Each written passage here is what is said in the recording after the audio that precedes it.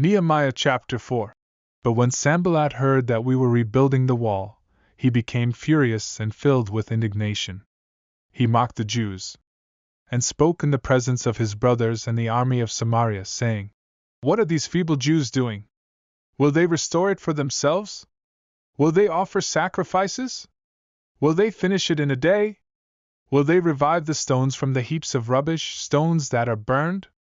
Now Tobiah the Ammonite was beside him, and he said, "Whatever they build, if even a fox goes up on it, he will break down their stone wall. Hear, O our God, for we are despised. Turn their taunt back on their own heads and give them up to be plundered in a land of captivity. Do not cover their guilt, and let not their sin be blotted out from your sight, for they have provoked you to anger in the presence of the builders." So we built the wall, and all the wall was joined together to half its height, for the people had a mind to work.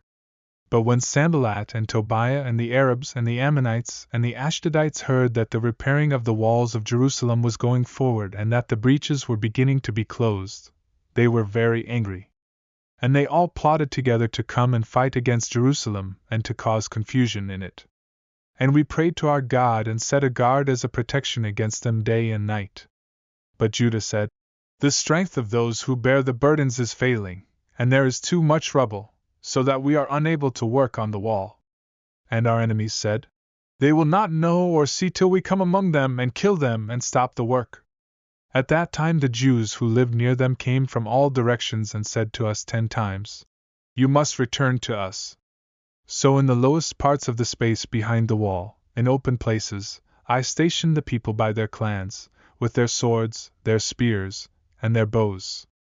And I looked and arose and said to the nobles and to the officials and to the rest of the people, "Do not be afraid of them. Remember the Lord, who is great and awesome, and fight for your brothers, your sons, your daughters, your wives, and your homes." When our enemies heard that it was known to us and that God had frustrated their plan, we all returned to the wall, each to his work.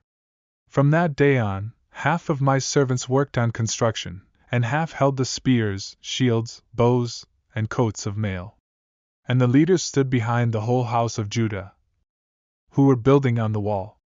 Those who carried burdens were loaded in such a way that each labored on the work with one hand and held his weapon with the other. And each of the builders had his sword strapped at his side while he built. The man who sounded the trumpet was beside me. And I said to the nobles and to the officials and to the rest of the people, "The work is great and widely spread, and we are separated on the wall, far from one another. In the place where you hear the sound of the trumpet, rally to us there. Our God will fight for us." So we labored at the work, and half of them held the spears from the break of dawn until the stars came out. I also said to the people at that time, "Let every man and his servant pass the night within Jerusalem, that they may be a guard for us by night, and may labor by day." So neither I nor my brothers nor my servants nor the men of the guard who followed me, none of us took off our clothes. Each kept his weapon at his right hand.